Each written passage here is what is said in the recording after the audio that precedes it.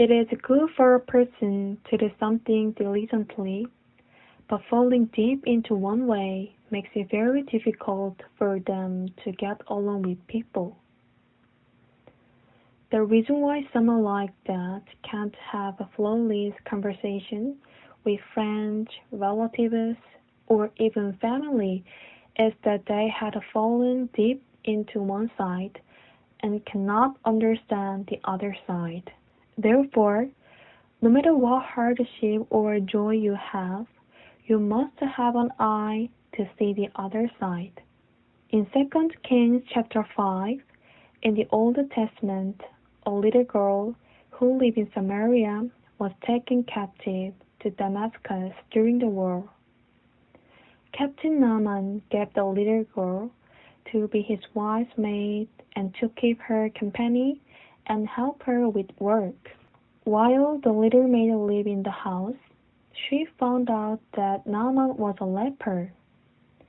I can't imagine what the little maid must have felt when she had found it out. The little maid must have been in despair because of the situation she was in. It's already sad enough that I was taken captive, but I have to live with Master who is a leper. What if I get leprosy too? He smells bad, and it's really hard being here. I miss my mom and dad. How did I get caught and end up here?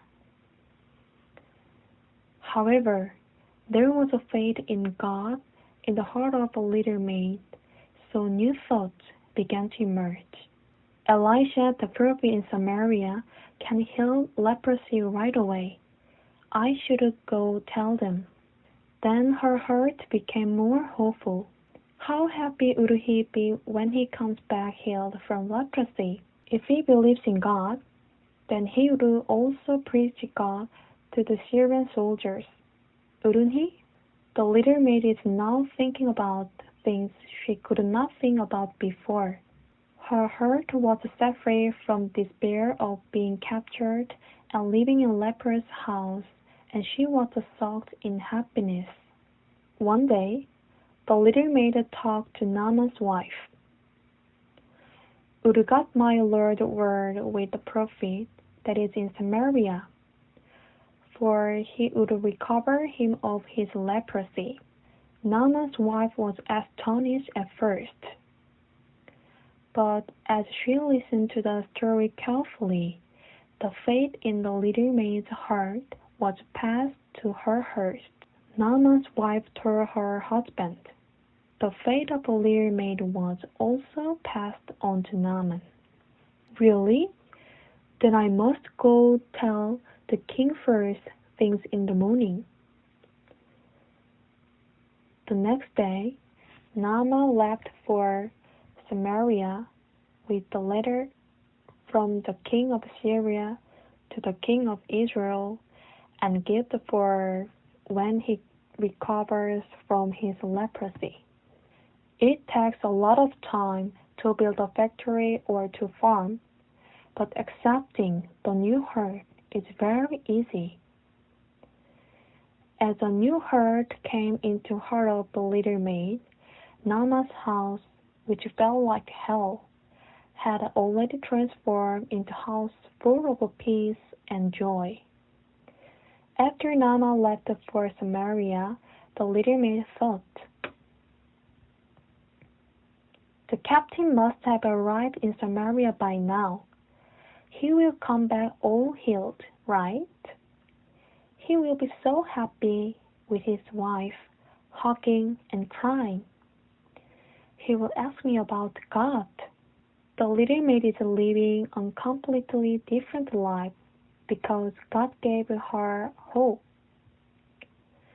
It is amazing to see the little maid living brightly when she should have lived her life in despair, missing her hometown, getting sick, and not being able to sleep. When Jesus was alive, he did not give people money or status.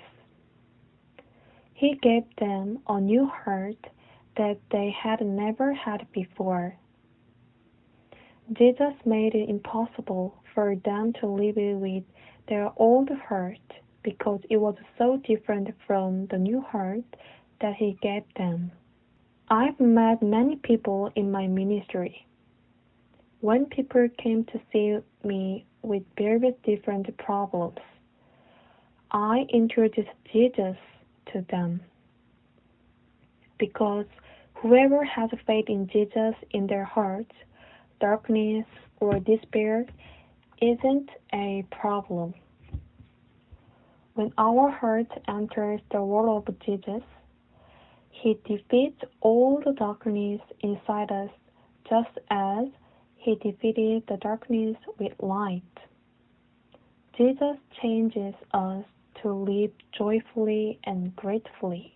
I often think of a little maid in Naaman's house. Naaman would return home happily, healed from leprosy, and say to little maid, "From now, you are my daughter." I am so happy to imagine the little girl living happily just daughter in the house, and later she gets married and goes to meet her parents in Samaria. Many students think that they have a problem because their home is poor or because they do not study well. But no matter what the despair, if you meet Jesus, nothing is problem. Everything turns into joy and happiness, just as how the little captive maid could live happily. That is why we all love Jesus.